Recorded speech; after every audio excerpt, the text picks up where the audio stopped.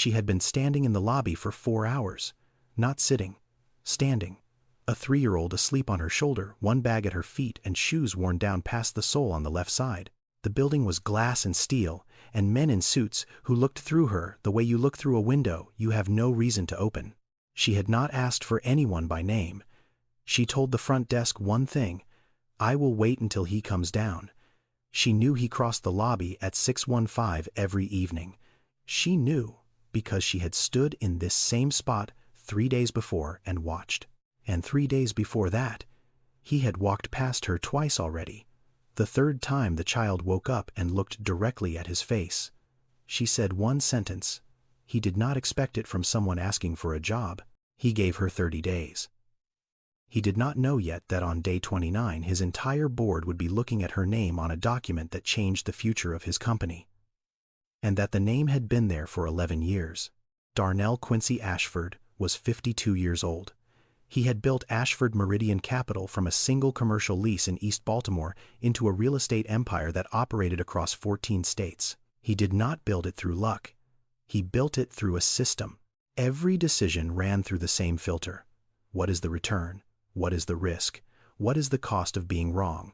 He applied this to properties. He applied it to people. He applied it to every room he walked into and every hand he shook and every conversation that lasted longer than it needed to.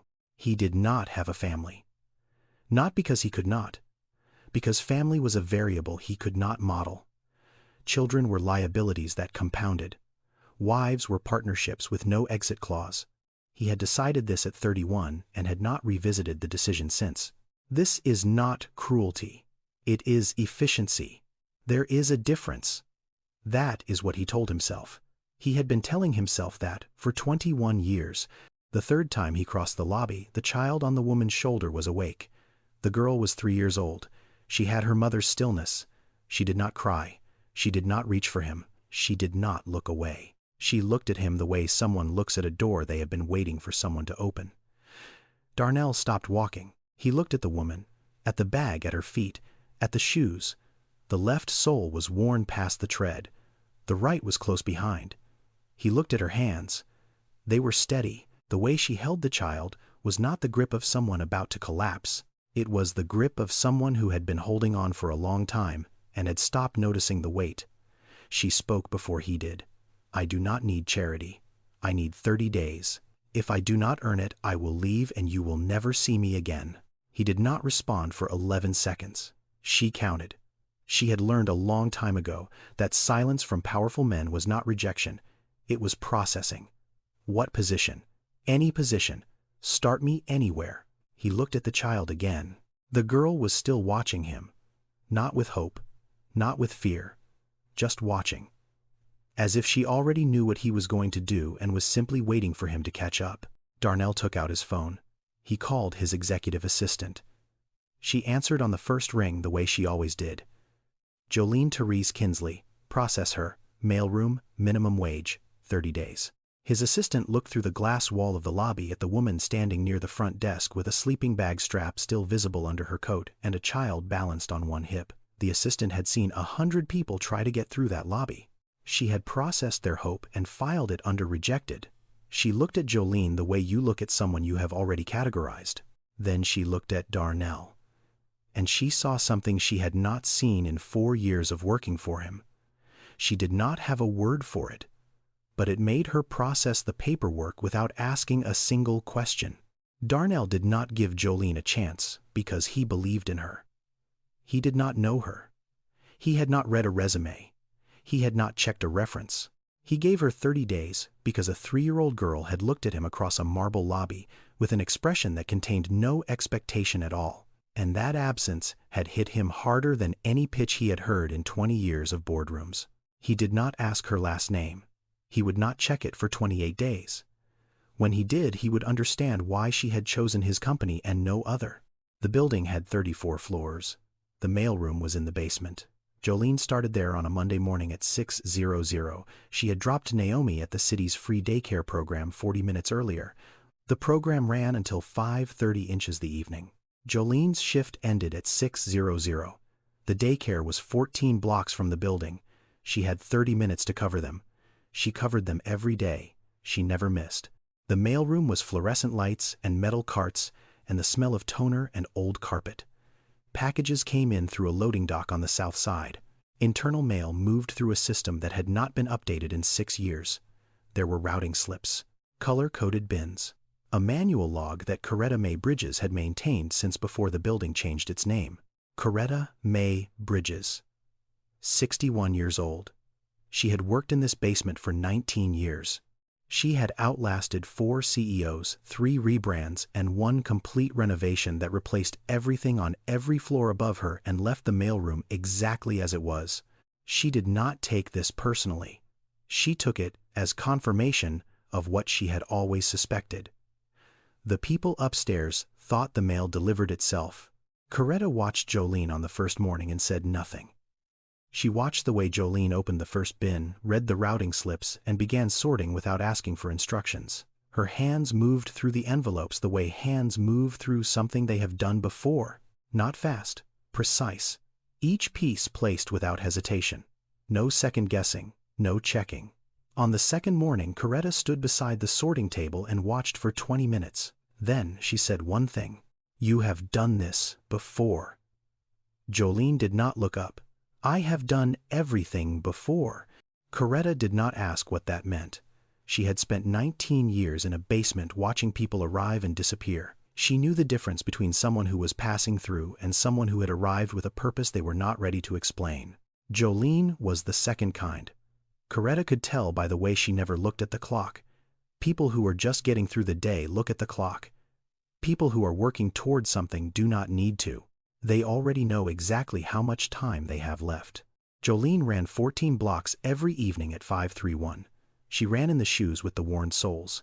She ran past storefronts and crosswalks and people who did not look up. She arrived at the daycare door at 558 every single night. Not 555, not 601, 558. The precision was not accidental. She had walked the route once, timed it, and then shaved 2 minutes off by eliminating 1 crosswalk and cutting through the parking structure on 7th. Naomi was always sitting by the window when she arrived. 3 years old. Quiet in the way that children become quiet when they have learned that noise does not bring help any faster. She would see Jolene through the glass and her face would change. Not a smile exactly. Recognition. The kind of recognition that only exists between 2 people who have no one else. "You came to get me. I always come to get you." It was the same exchange every night. The same words, the same order, said the same way. It did not mean much yet. It was just something a mother said to a daughter at the end of a long day in a city that did not slow down for either of them. It would mean more later, but not yet. By the end of the first week, Jolene had done something no one in the mailroom had done in 6 years. She had reorganized the internal delivery routes. She did not ask permission. She did not submit a proposal. She did not mention it to anyone. She simply began delivering to floors in a different sequence. She consolidated redundant stops. She identified 3 departments on adjacent floors that had been receiving separate deliveries 20 minutes apart when a single run could service all 3. By Friday, the average internal delivery time had dropped from 26 hours to 15. Nobody on the upper floors noticed. The documents simply arrived faster. Nobody questioned why. Coretta noticed. She stood at the routing board on Friday afternoon and looked at the revised path Jolene had drawn in pencil on the back of a discarded envelope. She studied it for a long time. She did not say anything to Jolene about it, but she pinned the envelope to the board and left it there. What Coretta did not see was what Jolene read while she sorted. Every envelope that passed through her hands carried information. Not the contents, the labels, the department names, the project codes, the routing hierarchies. Who reported to whom? Which floors handled which divisions? Where legal sat in relation to compliance? Where risk sat in relation to operations? Where the CEO's office mail was routed versus where it was actually delivered? Jolene was not just sorting mail. She was mapping the company from the inside out. She had read every annual report Ashford Meridian had published in the last 6 years. She had read them in the public library on Saturdays while Naomi slept in a stroller beside the reference desk. She knew the company's organizational structure better than most people who worked on the 30th floor. She had her reasons. She had not shared those reasons with anyone. She did not intend to. Not yet. On Thursday afternoon of the first week, a document jammed in the copy machine on the 12th floor. Jolene was delivering a package to the adjacent office when she heard the machine cycling without output. She opened the tray. Inside was a single-page memo, legal department header, marked confidential, addressed to the CEO. She did not read it. She cleared the jam, placed the memo in a fresh envelope, and delivered it to the CEO's assistant within 9 minutes of finding it. She logged the delivery. She noted the time. She moved on. But she had seen a name on the memo before she placed it in the envelope. A name printed in the CC line. A name she had known for 11 years. She did not react. She had trained herself not to react to that name a long time ago. Jolene Therese Kinsley grew up in a 2-bedroom apartment on the 3rd floor of a walk-up in southeast Washington, D.C. The building was brick. The hallways smelled like pine sol and other people's cooking. The rent was paid on time every month by 2 people who believed that on time meant 2 days early, because the world does not give second chances to people who look like them. Her father was Wendell Marcus Kinsley, civil engineer. Self-taught first, then formally trained at night school while working full-time for a small construction firm that built municipal infrastructure in neighborhoods the larger firms did not bid on. Bridges, drainage systems, load-bearing walls for public housing that the city had neglected for decades and then suddenly remembered existed when a journalist wrote about it. Wendell did not build landmarks. He built the things that kept other things standing. He understood foundations. He understood load distribution. He understood that the part of a building nobody sees is the part that determines whether the building survives. He taught Jolene to read blueprints when she was 8 years old. Not as a game, as a language. He spread them across the kitchen table after dinner and traced the lines with his finger and told her what each one meant. This is a bearing wall. This is where the weight travels.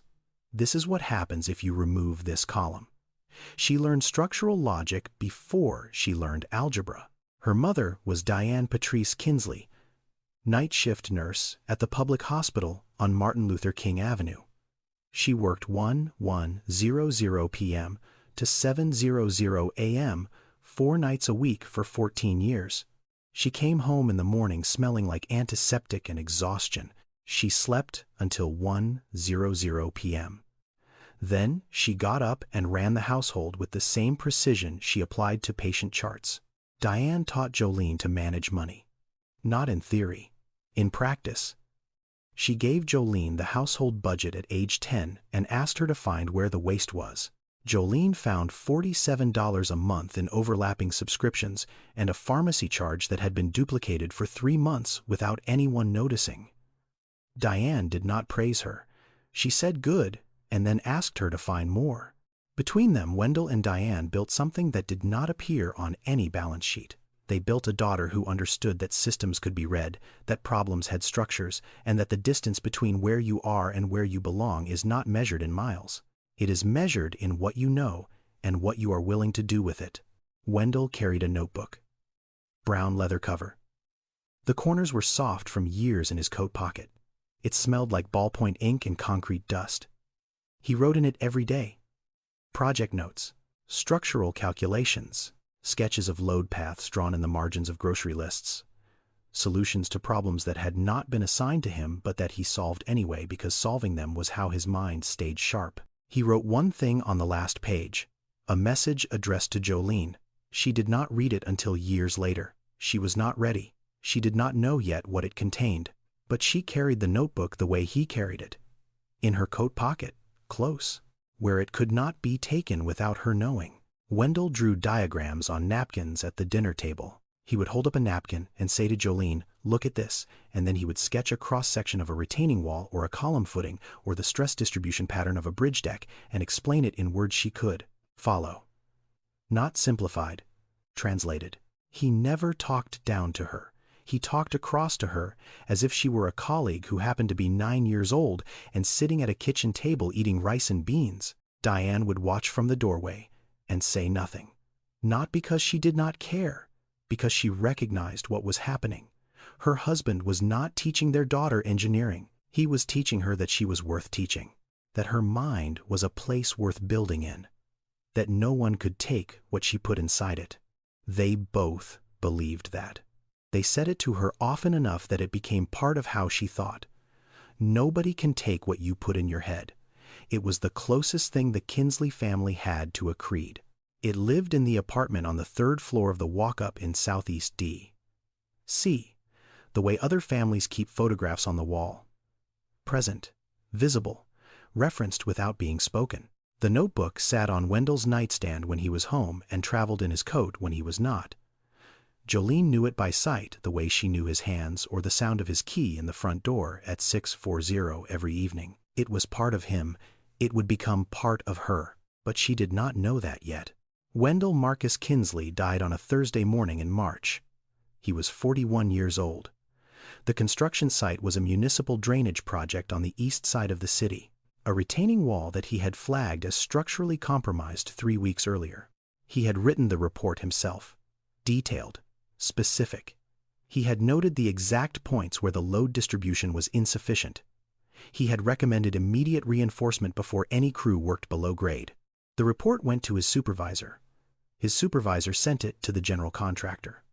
The general contractor read the cost estimate for the recommended reinforcement and made a decision. The decision was not based on engineering. It was based on margin. The reinforcement would cost $340. The project was already over budget. The contractor wrote 2 words in the margin of the report. Non-critical. Proceed. 3 weeks later, the wall failed.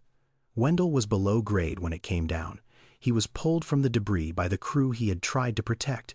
He was pronounced dead at the site. The ambulance that arrived did not turn on its lights for the drive to the hospital. There was no rush. Jolene was in 8th grade. She was in a math class when the school counselor came to the door. She knew before the counselor spoke. She knew because of the way the counselor looked at the teacher first, instead of at her. People look at each other when they are deciding how to deliver bad news. Jolene had learned to read that look. Diane filed a wrongful death lawsuit against the general contractor within 4 months. She hired a lawyer on contingency. The lawyer was competent. The contractor's legal team was not competent. It was expensive. There is a difference. The case went through 14 months of motions and delays and procedural challenges designed not to find truth but to exhaust the person seeking it. Diane lost. The court ruled that the contractor had met minimum compliance standards at the time of the incident. Minimum. The word followed the Kinsley family like a second eviction notice. The legal fees Diane's attorney had advanced were recovered from the settlement offer that never came. Diane owed nothing in cash. She owed everything in the time and health she had spent. The stress changed her. She made an error on a patient chart 4 months after the ruling, a dosage miscalculation. No one was harmed, but the hospital terminated her. Not because one error warranted termination. Because one error from a nurse who had been showing up late and losing weight and forgetting to sign off on charts for 3 months was enough for the institution to decide she was a liability rather than a person going through something. Diane did not fight the termination. She did not have the energy. She had spent everything she had on a legal system that told her that her husband's death met minimum standards and on a hospital that told her that her grief did not meet theirs. Jolene was 16. She took a job bussing tables at a restaurant 6 blocks from the apartment. She worked from 4:00 to 10:00 after school.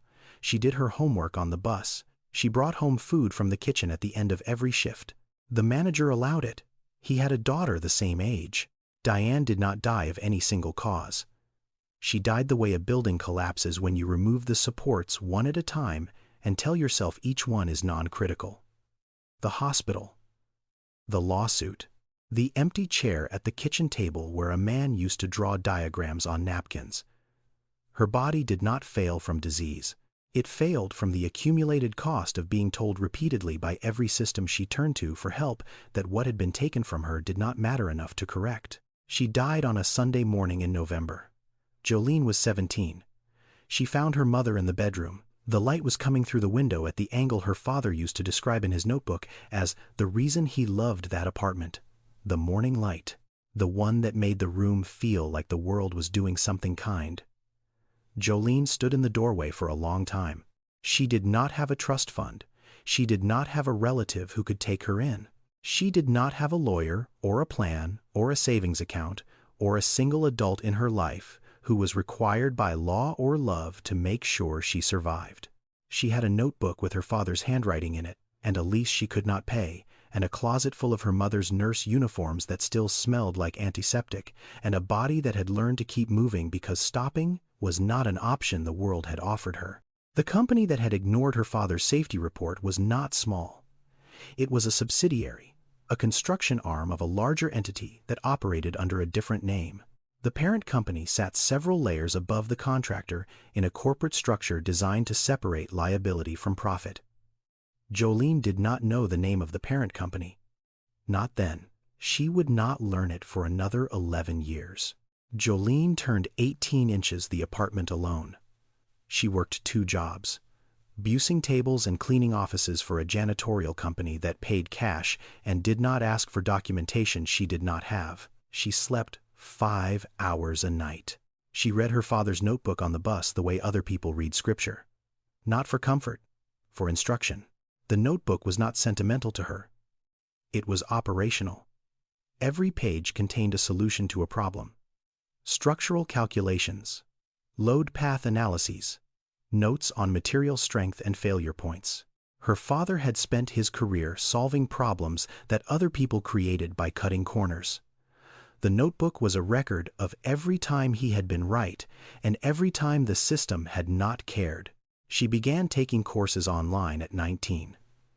Business administration, accounting, construction management fundamentals. She paid for them with the cleaning job. She studied between shifts on a laptop she bought at a pawn shop for $85. The screen had a crack across the lower left corner that she covered with tape. She did not fix it. She did not have $85 to spend twice. At 20, she found out she was pregnant. The father was a man she had been seeing for 4 months. He stopped returning her calls 2 weeks before she took the test. She did not look for him. She did not have time for a search that would not change the result. She had a child coming, and no one to help, and 2 jobs, and an online course load, and a notebook in her coat pocket. Naomi was born in July. Jolene was back at work 11 days later. Not because she wanted to be, because the rent was due on the 1st, and the 1st did not care that she had given birth on the 20th. At 22, she finished her associate degree. She completed it entirely online. She completed it while working 2 jobs and raising a 2-year-old in a 1-bedroom apartment where the radiator worked 3 days out of 7 and the hot water was reliable only before 60 inches the morning. At 23, she began the research. Not academic research, personal research. She started with the public record of her father's death, the OSHA incident report, the contractor's name, the contractor's registration. She followed the corporate filings backward through layers of ownership the way her father had taught her to trace load paths through a building. Follow the weight, see where it lands. The contractor was a subsidiary of a regional construction group. The regional group was a portfolio company of a development firm based in New York.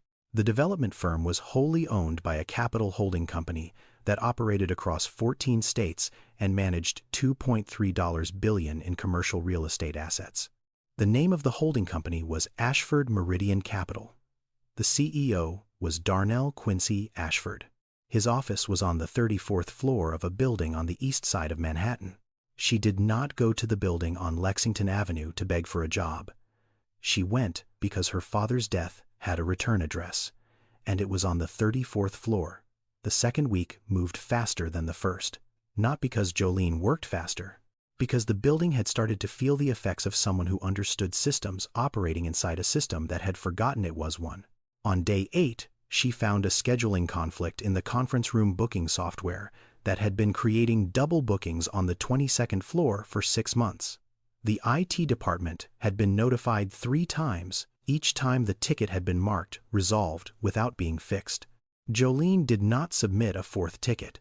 She accessed the shared calendar through a terminal in the mailroom that no one had logged out of in 2 years, identified the recursive error in the booking logic, and corrected it in 11 minutes. Nobody on the 22nd floor knew who had fixed it. They only knew the double booking stopped. On day 10, a financial report was misrouted to the mailroom. 80 pages. Quarterly earnings analysis for the board review. It had been sent to the wrong internal address by an analyst on the 28th floor who had transposed 2 digits in the routing code. Jolene found it in the outgoing bin at 20 inches the afternoon. She should have rerouted it. That was her job. Instead, she read the executive summary. Then, she read the full report. Then, she sat at the sorting table during her 5-minute break and wrote a 1-page summary on the back of a routing slip, not a rewrite. A distillation, the key variances, the margin risks. The 3 assumptions in the revenue model that did not hold under the company's own historical data. She clipped her summary to the front of the report and sent it to the correct address. Malcolm Jerome Pratt found the summary 3 hours later. Malcolm Jerome Pratt was 38 years old. He had been COO of Ashford Meridian Capital for 4 years. Before that, he had been an operations consultant at a firm that specialized in making inefficient companies efficient and billing them for the privilege. He was precise. He was fast. He did not tolerate ambiguity, and he did not ask questions he already knew the answer to. He was loyal to Darnell in the way that people who have been given a chance by someone who did not have to are loyal. Completely. Without conditions. Without needing to say it. Malcolm read the 1-page summary. He read it twice. Then he opened the 80-page report and compared them. The summary was better than the original executive overview. It identified risks the analyst had missed. It used the company's own data to challenge the company's own projections. He called the analyst. The analyst said he did not write it. Malcolm checked the routing log. The report had been misrouted through the mailroom.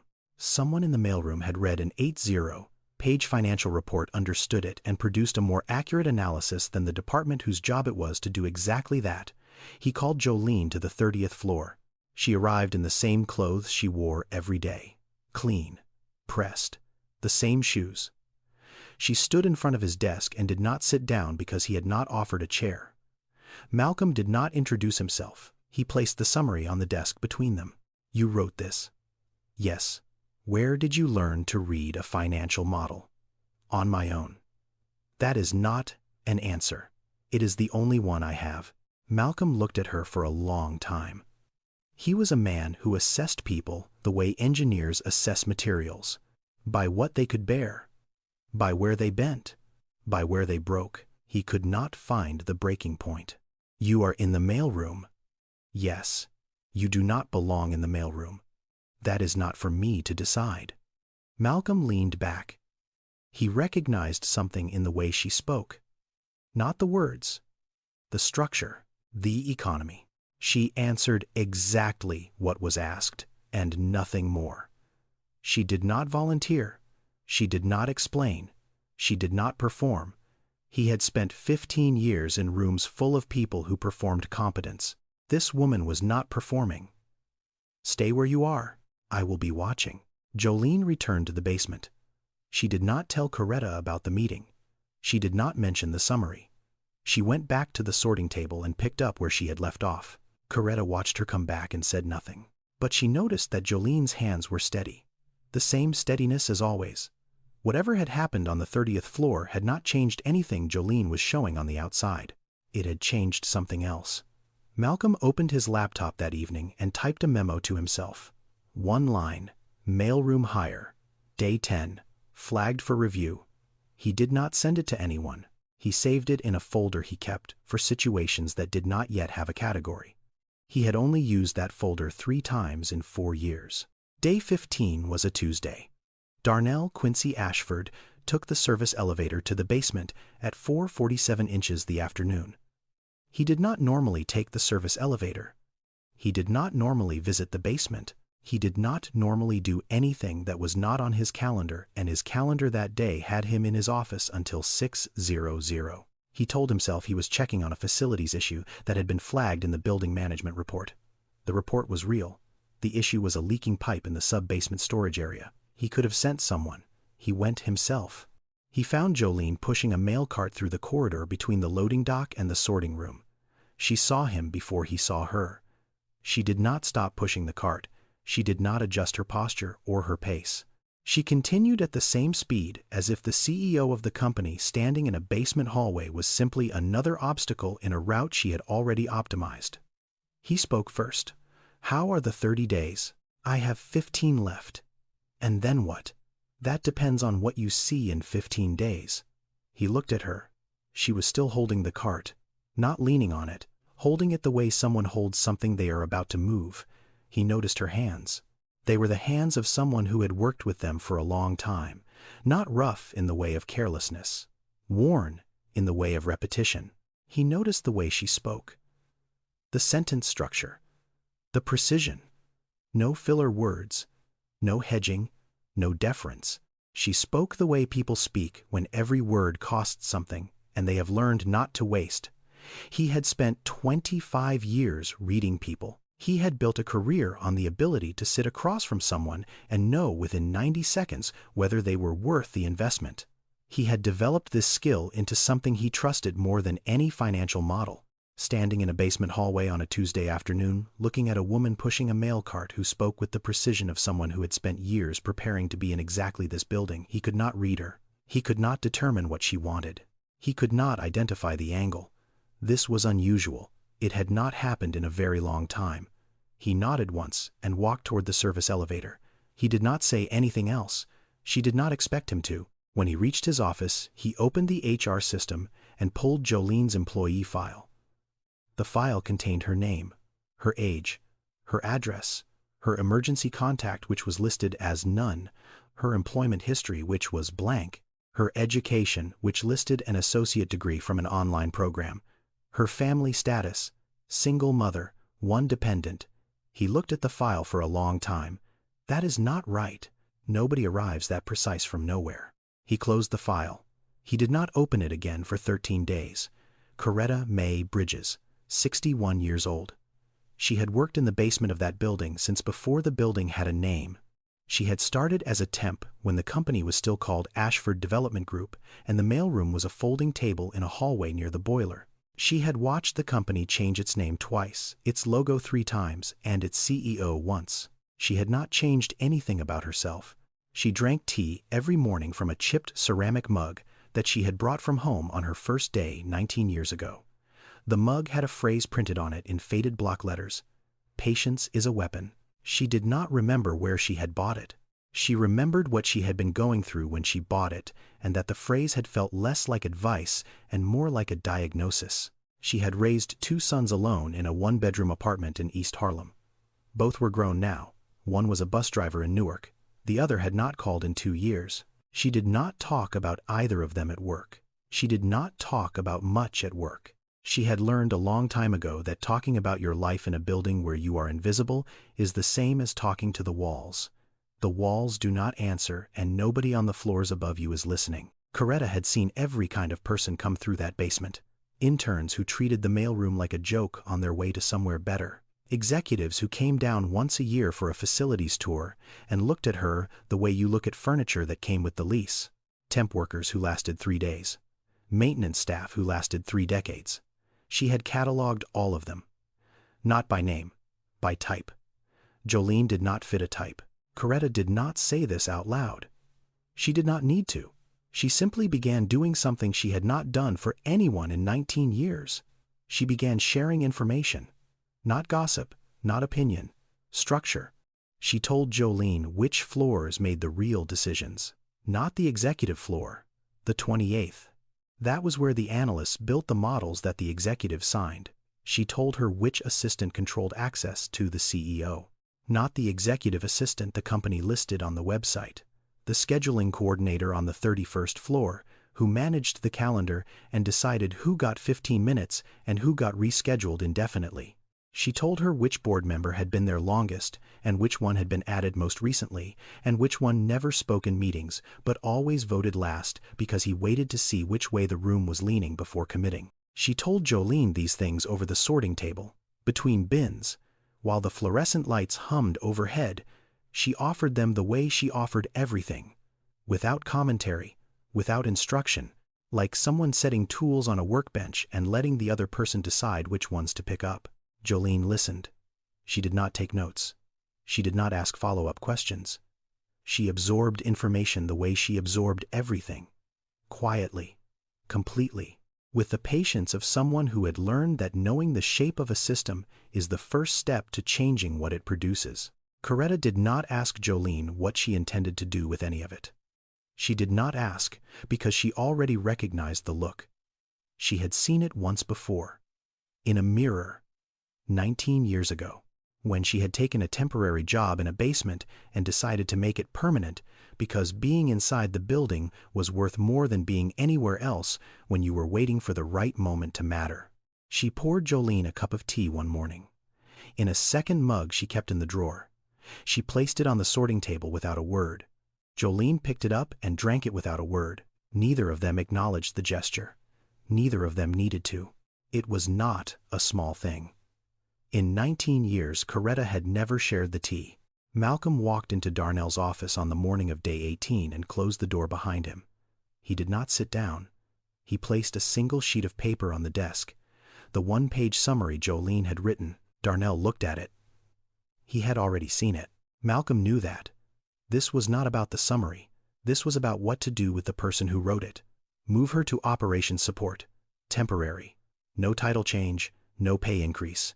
Just access. Darnell looked at Malcolm for a moment. Do not tell her I approved it. Malcolm nodded. He understood. Darnell wanted to see what Jolene would do when she was given more room. Not what she would say, what she would do. There is a difference. Darnell had built his career on that difference. Jolene reported to the 26th floor on day 18 at 60 inches the morning. The operations support office was 3 desks, 2 filing cabinets, and a shared terminal that connected to the company's internal project archive. Her job was to prepare briefing materials for upcoming board meetings, compile reports, format data, organize files for the senior analysts who would present them. She did not ask why she had been moved. She did not ask who had approved it. She sat at the desk nearest the filing cabinet and opened the archive system and began reading. Not the files she had been assigned, all of them. The archive contained every project Ashford Meridian had developed, acquired, or managed in the last 20 years. Each project had a master file. Construction timelines, contractor agreements, safety, compliance reports, financial models, insurance records, incident logs. She worked through them methodically, the same way she had sorted mail, the same way she had traced corporate filings in the public library, with the patience of someone who knows exactly what she is looking for and is willing to read everything else to find it. On day 20, she found it. The file was labeled AMC, Infrastructure, SE, DC 2009, a municipal drainage project on the east side of Washington, D.C., subcontracted through a regional construction group that Ashford Meridian had acquired 2 years before the project began. The file was 146 pages. She opened it at 7:14 inches the morning. She did not close it until 9:02. She read every page. She read the project scope. She read the contractor assignments. She read the safety compliance section. She read her father's safety report. 3 pages, typed, dated 3 weeks before his death, detailing the structural compromise in the retaining wall, recommending immediate reinforcement, estimating the cost at $340,000. She read the margin note on the last page of the report. Handwritten. 2 words. Non-critical. Proceed. She read the signature beneath it. Reginald Stanton Cross, Project Oversight Director, Ashford Meridian Capital. She read the incident report filed after the wall collapsed. She read her father's name, Wendell Marcus Kinsley. Deceased. On site. Cause of death structural failure.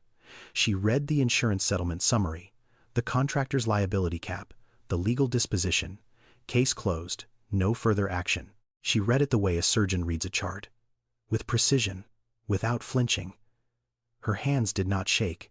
Her breathing did not change. The woman sitting 2 desks away did not notice anything because there was nothing to notice. Jolene's face was the same face it had been at 7:13. The only difference was what she now knew for certain. Reginald Stanton Cross. 64 years old. He had been a member of the Ashford Meridian Board of Directors for 18 years. He attended every quarterly meeting. He sat in a leather chair on the 34th floor. He voted on project approvals and risk assessments and capital allocations. He had shaken Darnell's hand at the last board dinner 3 weeks ago. He was scheduled to attend the next board meeting in 9 days. He was the man who had read her father's report and decided that $340,000 was too much to spend on keeping him alive. Jolene closed the file. She logged out of the archive. She sat at her desk for 4 minutes without moving. Then she reached into the bag under her desk and took out her father's notebook. Brown leather, corners soft. She opened it to the last page. She read what was written there. She read it slowly, the way she always read it, then she closed it and put it back. She did not copy the file. Not yet. She did not tell anyone what she had found. She did not go to the bathroom to cry. She did not call anyone. She picked up the next briefing document on her desk and continued preparing materials for the board meeting as if the last 108 minutes had not happened. They had. That night, Jolene put Naomi to bed at 8:15. She read her a story about a rabbit who built a house out of sticks. Naomi fell asleep before the rabbit finished the roof. Jolene pulled the blanket up to her chin and sat on the edge of the bed for a long time, watching her breathe. Then she went to the kitchen. She sat at the table. The notebook was on her left, her phone was on her right. On the phone were photographs of every page of the file she had read that morning. She had taken them during her lunch break when the office was empty. 146 pages. Photographed in 12 minutes. She looked at the photographs. She looked at the notebook. She could send the file to a journalist. She could file a complaint with OSHA. She could contact a lawyer. She could walk into Darnell's office in the morning and put the file on his desk and say the name Reginald Stanton Cross and watch what happened. Any of those would end the 30 days. Any of those would end the job. Any of those would end whatever she was building inside that building before it became something strong enough to matter. And Naomi needed her to have a job. Naomi needed a mother who came home every night. Naomi needed stability more than Jolene needed revenge. Jolene sat at the kitchen table and made a decision. She did not make it quickly. She made it the way her father made decisions. By looking at the load path, by following the weight, by identifying where the structure was weakest and where reinforcement would hold. She was not going to destroy the company. She was not going to leak the file. She was not going to burn the building from the outside. She was going to climb to a position where her voice carried weight inside it, and then she was going to speak. Not from anger, from authority. There is a difference. She put the phone down. She opened the notebook to the last page one more time. She read what her father had written there. She closed it. From the bedroom, Naomi stirred. A small voice in the dark. You came to get me. I always come to get you. It meant more this time. It meant more because of what Jolene had chosen not to do. The easy path was destruction. The path she chose was construction. She chose it for the same reason she chose everything. Because Naomi was watching, and what you build in front of your children becomes part of how they build. The Ashford-Langley project was the largest development in the company's pipeline, a mixed-use complex on the west side of the city. Commercial ground floors, residential upper levels, $340 million across a 5-year build. The board was scheduled to vote on final approval in 6 days. Jolene was assigned to compile the briefing package. 14 documents. Financial projections, market analysis, zoning compliance, construction timelines, risk assessment, environmental impact. She was supposed to format them and print them and place them in 9 binders for 9 board members and deliver them to the 34th floor conference room 24 hours before the meeting. She did all of that. She also read every document. She read the financial model first. 38 pages of projections built on assumptions about material costs, labor rates, permitting timelines, and market absorption. The model had been prepared by the in-house analytics team on the 28th floor. It was thorough. It was well formatted. It was wrong. Not obviously wrong. Not wrong in a way that a quick review would catch. Wrong in the way that matters most. The base assumption for construction material costs used 2021 pricing data indexed forward at 3.2% annual inflation. The actual inflation rate for commercial construction materials over the past 3 years had averaged 7.1%.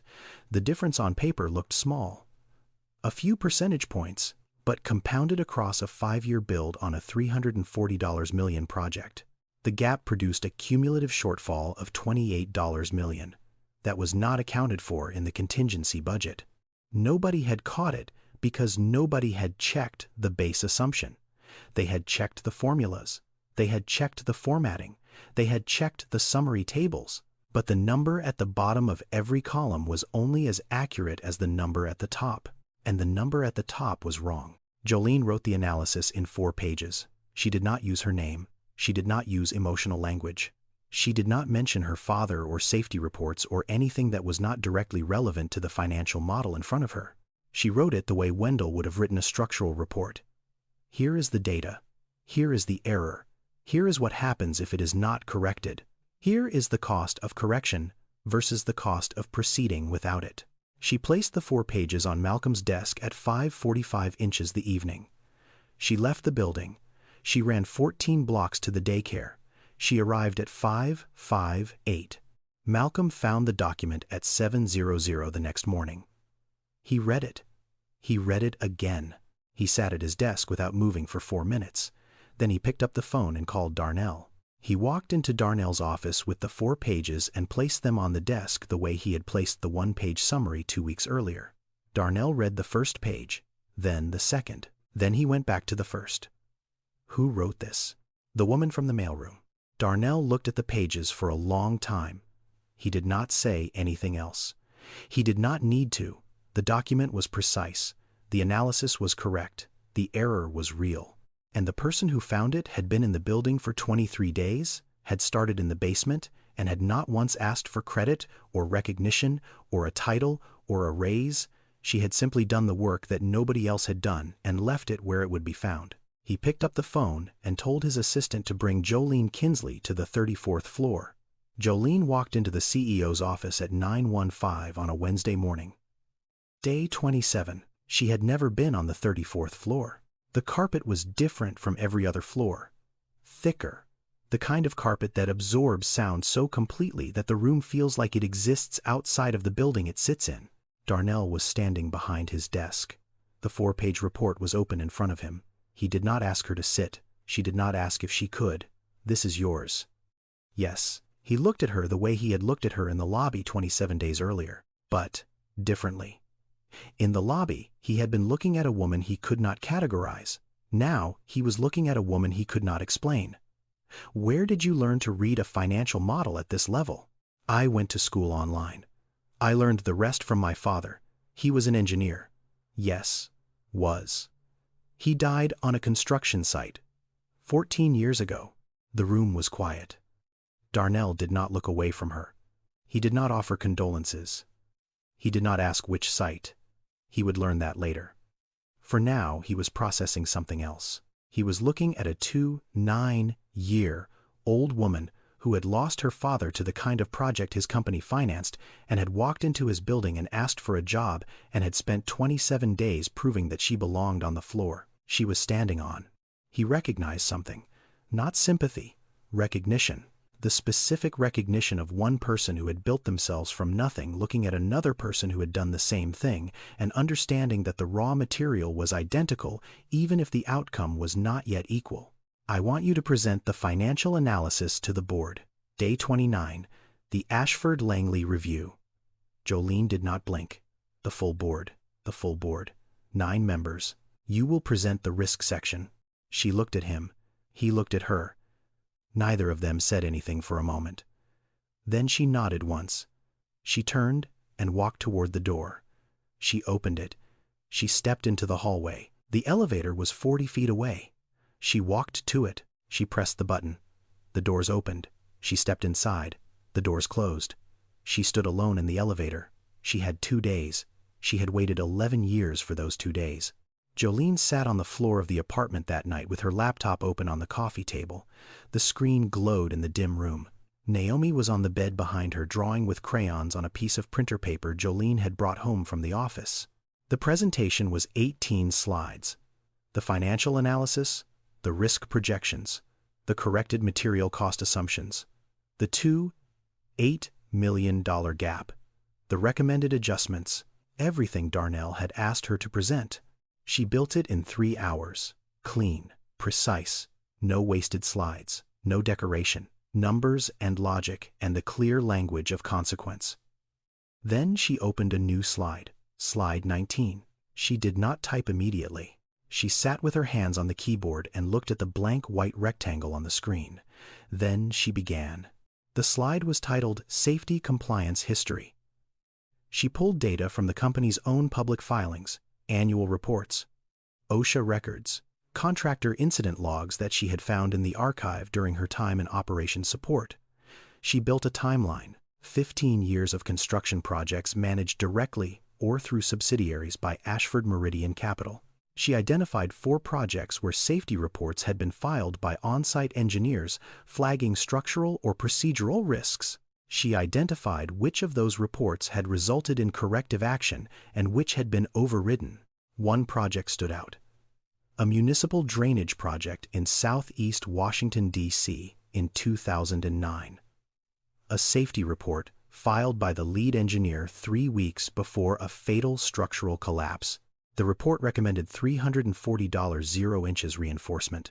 The recommendation was overridden. The engineer died. Jolene did not put her father's name on the slide. She put the numbers, the cost of the recommended reinforcement versus the cost of the subsequent litigation, the cost of the OSHA fine, the cost of the insurance payout. The total cost of ignoring the report was $4.2 million. The cost of following it would have been $340 000. She calculated the ratio. For every dollar saved by overriding the safety report, the company had spent $12.35 in consequences. She did not frame this as a moral argument. She framed it as a financial one. She built the slide the way her father had built the safety report, with data, with precision, with the knowledge that the people who would read it only responded to one language, and she spoke it. She finished at 1140. She closed the laptop. She picked up her father's notebook from the table beside the bed. She opened it to the last page. She read what was written there, slowly. The way she always read it. She closed the notebook. She closed the laptop. She looked at Naomi, who had fallen asleep, with a crayon still in her hand. Orange. The crayon had rolled against the pillow and left a small mark on the cotton. Jolene whispered the same thing she whispered every night. Tomorrow I come to get you. The conference room on the 34th floor had a table that seated 14. 9 chairs were occupied. The board members arrived between 8:45 and 9:00. Coffee had been set on a credenza along the east wall. The windows faced south. The morning light came in at an angle that made the room feel like it existed above the city rather than inside it. Reginald Stanton Cross sat in the 3rd chair on the left side. He had sat in that chair for 18 years. He arrived at 8:52 as he always did. He placed his briefing binder on the table. He opened it to the first tab. He did not look up when the door opened again. Jolene entered the room at 9:01. She was carrying a laptop and nothing else. She wore the same clothes she had worn every day for 29 days. Clean, pressed. The shoes were the same shoes. She walked to the presentation screen at the head of the table and set the laptop down and opened it and connected the display cable in a single motion that took 4 seconds. Darnell was already seated. He introduced her with one sentence. "This is Jolene Kinsley." She found what the rest of you missed. The room did what boardrooms do when an unfamiliar person is presented without context. It assessed. 9 sets of eyes moved from Darnell to Jolene and back. Some looked at her clothes. Some looked at her age. One looked at her hands. Reginald looked at his binder. Jolene opened the first slide. She did not introduce herself again. She did not thank anyone for the opportunity. She did not smile. She began. The Ashford-Langley financial model assumes a 3.2% annual inflation rate on construction materials based on 2021 baseline pricing. The actual average for commercial construction materials over the last 3 years is 7.1%. Compounded over the 5-year build timeline at current project scale, this produces a cumulative shortfall of $28.4 million that is not reflected in the contingency allocation. She moved through the slides the way she moved through the mailroom, with precision, without pause. Each slide contained one point. Each point was supported by the company's own data. She did not editorialize. She did not qualify. She presented numbers and let the numbers do what numbers do when they are arranged correctly. They told the truth. By slide 4, the board member in the second chair on the right had stopped writing. He had put his pen down and was watching the screen. By slide 7, the woman at the end of the table had leaned forward. By slide 12, Malcolm, who was seated against the wall and not at the table, had not moved in 6 minutes. The board asked questions. Jolene answered each one. Not quickly, precisely. She gave exactly the information the question required and nothing more. How did you identify the base rate discrepancy? I compared the model's assumption against Bureau of Labor Statistics data for the same period and cross-referenced it with the company's own material procurement records from the last 3 projects of comparable scale. Why was this not caught in the original review? The formulas in the model are correct. The error is in the input assumption. Reviews typically verify calculation logic. They do not always verify whether the starting number reflects current conditions. Reginald had not spoken. He had not moved. His pen was still in his hand, but it had not touched paper since slide 3. He was looking at the screen the way people look at something they are trying to place. Not the data. The structure of the presentation. The precision. Something about it was familiar to him in a way he had not yet identified. Darnell sat at the head of the table and did not speak. He watched the room the way he always watched rooms, by tracking who moved and who did not. Jolene finished slide 18. The financial analysis was complete. The board had the data, the corrected projections, the recommended adjustments, the revised contingency. Everything Darnell had asked her to present. He began to speak. He was about to thank her. I have one more section, if you will allow me. Darnell looked at her. She looked back. The room was silent. He nodded. Jolene opened slide 19. The title read, Safety Compliance, History. She did not pause. She did not explain why she had added a section that was not in the original brief. She began the way she had begun every other section, with data. Over the last 15 years, Ashford Meridian Capital has managed or subcontracted 43 construction projects across 9 states. Of those 43 projects, on-site engineers filed formal safety concern reports on 4. 2 of those reports resulted in immediate corrective action. 2 were overridden. She clicked to the next slide. A chart. Cost of compliance versus cost of consequences. 2 columns. One showed the estimated expense of following the safety recommendation. The other showed the actual expense incurred when the recommendation was ignored. Litigation, fines, insurance payouts, operational delays. The first overridden report involved a structural reinforcement recommendation on a project in 2014. The recommended cost was $180,000. The report was overridden. A partial collapse occurred 4 months later. No fatalities. Total cost, including litigation, remediation, and regulatory penalties, was $1.9 million. She clicked again. The second overridden report was filed in 2009, a municipal infrastructure project in Southeast Washington, D.C. The on-site engineer identified a structural compromise in a retaining wall and recommended reinforcement at an estimated cost of $340,000. The report was reviewed by the project oversight director and marked non-critical. She paused, not for effect, because the next sentence was the one she had carried for 14 years. 3 weeks later, the retaining wall failed. The engineer who wrote the report was below grade at the time of the collapse. He was killed on site. The room was still. Reginald's hand had stopped moving. The pen was still between his fingers, but it had stopped moving 90 seconds ago. He was looking at the screen. He was no longer trying to place what was familiar. He had placed it, the structure, the precision, the data-first approach. He had seen it before, in a 3-page report, typed, dated 3 weeks before a wall came down, Jolene did not look at him. She looked at the room. The cost of ignoring a safety report in this case was one human life and $4.2 million in subsequent litigation. The cost of compliance would have been $340,000. This is not a moral argument. This is a financial one. The question is whether this company's current safety protocols reflect what we learned from that failure or whether they reflect what we chose to forget. She closed the laptop. Nobody in the room asked who the engineer was. They did not need to. The last name on the incident report was the same as the name on the presentation slide. The room emptied slowly. Board members stood and gathered their binders and moved toward the door in the way people move when they have received information they have not yet decided how to hold. Some looked at Jolene as they passed. Most did not. One nodded. Nobody spoke. Reginald Stanton Cross stood from his chair. He picked up his binder. He placed his pen in his jacket pocket. He walked to the door without making eye contact with anyone in the room. His footsteps on the carpet made no sound. He left. Malcolm remained seated against the wall.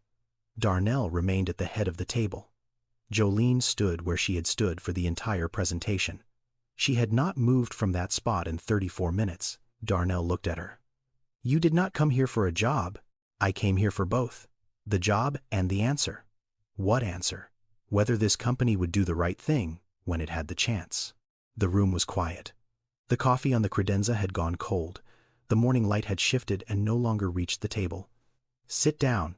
Tell me about your father." Jolene sat. She told him. Not everything. The parts that mattered. Wendell Marcus Kinsley, civil engineer, self-taught then formally trained, built infrastructure in neighborhoods nobody else would bid on, carried a notebook, wrote a safety report 3 weeks before he died. The report was ignored. The wall came down. He did not come home.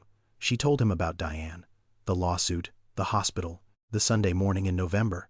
She told him about the notebook, still in her coat pocket, every page intact. Darnell listened the way he listened when Malcolm presented something that required a decision that could not be undone, without moving, without interrupting, without looking away. "What do you want?" "I want the safety protocols rewritten.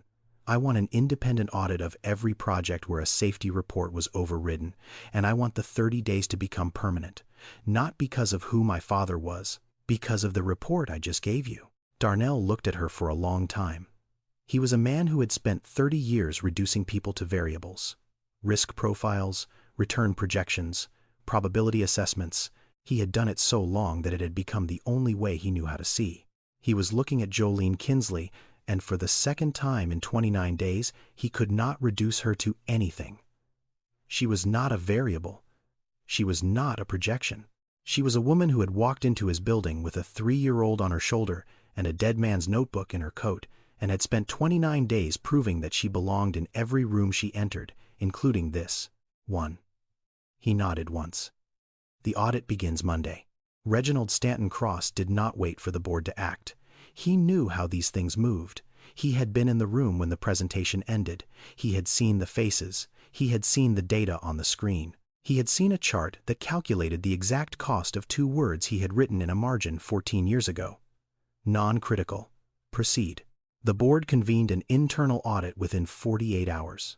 The scope covered every construction project in which a safety compliance report had been filed and subsequently overridden. The audit identified 3 additional projects beyond the 2 Jolene had presented. In each case, Reginald had been the signatory on the override decision. 2 of the 3 had experienced structural incidents. Neither had resulted in a fatality. Both had resulted in insurance claims that the company had settled quietly. The pattern was not dramatic. It was bureaucratic. A man who had been given authority over safety, compliance decisions, and had exercised that authority in the direction of margin preservation for 18 years, not out of malice, out of the same logic that had built the company. What is the return? What is the risk? What is the cost of being wrong? He had simply applied that logic to human safety and had been comfortable with the results for long enough that comfort became conviction. Reginald resigned on a Thursday. 4 days after the board meeting, he submitted his letter before the audit results were finalized. He knew what they would show. He called Darnell that evening. His voice had lost the steadiness he had carried into boardrooms for 2 decades. the steadiness that had made him convincing, the steadiness that had made 2 words in a margin feel like a reasonable decision. It was 14 years ago. The engineer's name was Wendell Kinsley. His daughter has been working in your building for 29 days. You walked past her in the hallway and did not know. Reginald was quiet for a long time. The audit results will be public. The board has already voted. Darnell hung up. Reginald Stanton Cross had spent 18 years on a board that approved projects and managed risk and allocated capital. He had attended dinners and charity events and quarterly reviews. He had built a reputation on reliability and consistency and the kind of measured judgment that people at his level performed so well they forgot they were performing. He had been comfortable. Comfort makes people careless in ways that poverty never does. The position Darnell created did not exist before Jolene. Risk management and safety compliance. Reporting directly to the COO. Full access to the project archive. Full authority to flag and halt any active project where safety protocols had not been independently verified, he told her on a Friday morning. Day 30. Not as charity, as a correction. There is a difference. Jolene looked at him. She understood the structure of the sentence. She had heard him use it before. The first time he said it on the day they met, it had meant something about efficiency, about keeping people at a distance and calling it a system. This time, it meant something else. It meant that correcting a failure is not generosity. It is obligation. And that recognizing the difference is the first sign that a system is beginning to repair itself. She accepted the position. She did not shake his hand. She nodded once the way he had nodded at her in the basement hallway 2 weeks earlier. The gesture that meant everything that needed to be said had been said without saying it. That evening, Jolene came home to the apartment. Naomi was asleep. The babysitter from the building down the hall had put her to bed at 7:30. Jolene paid the babysitter and closed the door and stood in the kitchen and looked at the apartment. The same apartment, the same table, the same cracked laptop. She sat down. She took the notebook from her coat pocket, brown leather, corners soft. She opened it to the last page. She had read this page more times than she could count. On buses, in break rooms, at sorting tables, in the dark of apartments where the heat did not work and the morning would come too early and the weight of what she was carrying felt like it might outlast her ability to carry it. But she had never read it after what happened today. She had never read it from this side of the story. Wendell had written it the week Jolene was born. The handwriting was smaller than the rest of the notebook, tighter, more careful, as if he knew he was writing something that would need to last. He wrote about his daughter, about holding her for the first time, about the weight of her in his arms, and the way she gripped his finger, and the sound she made when she was breathing but not yet awake. He wrote about the apartment and the light through the window and the city outside and the world that waited for her on the other side of everything he could build. He wrote about his one fear. Not poverty, not failure, not the jobs that paid too little, or the systems that worked too slowly, or the men who made decisions about other men's safety from offices they never left. His one fear was that his daughter would grow up in a world that looked at her circumstances and decided they were the same as her capabilities, that the world would see where she came from and decide it already knew where she was going. If you are reading this, and I am not there, I need you to know, what they see is not what you are. What you build will always outlast what they take. Below that, in the same tight handwriting, one more line, the last thing he wrote. I wanted to give you a world that... The sentence ended there. He did not finish it. He went to work that morning. He did not come home.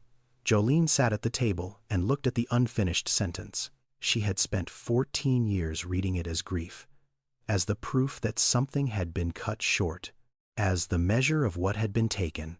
Tonight, she read it differently. Tonight, the unfinished sentence was not what he failed to give her. It was what she had spent 29 days completing, not in words, in action, in the walk across the lobby with a 3-year-old on her shoulder, in the mailroom and the sorting table and the 14 blocks at 531 every evening, in the 4-page report and the slide she added, and the room full of board members who had to decide whether to look away or look directly at what their company had done, in the notebook she had carried in her coat pocket for 14 years, The one thing nobody could take because it was part of her. He wanted to give her a world. She built one instead. She closed the notebook. She walked into the bedroom. Naomi was asleep. The crayon was gone. Someone had put it on the nightstand. Jolene sat on the edge of the bed. Naomi stirred. Her eyes opened halfway. "You came to get me." "I always come to get you." This time the words held everything. The daycare at 558. The kitchen table decisions. The courtroom Diane never won. The safety report Wendell filed that nobody read. The 29 days. The 14 years. The notebook. The unfinished sentence. The finished one. Naomi closed her eyes. Jolene stayed on the edge of the bed for a long time. Reginald Stanton Cross signed a document that said a man's safety report was non-critical. He wrote those 2 words and went home and ate dinner, and slept and went to work the next morning, and continued doing that for 14 years without once stopping to ask what those 2 words had cost. Jolene Therese Kinsley carried that man's notebook for 14 years.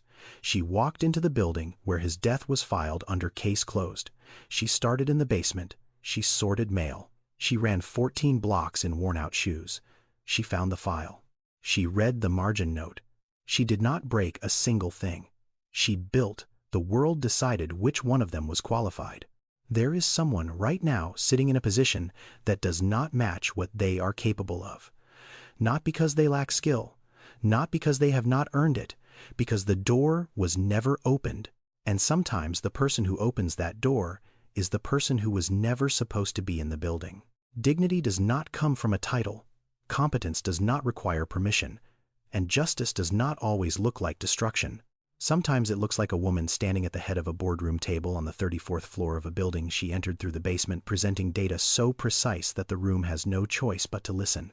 Not because she demanded it, because she earned it. Every day, for 29 days. And for the 14 years before that. The quietest people in the room are sometimes carrying the most.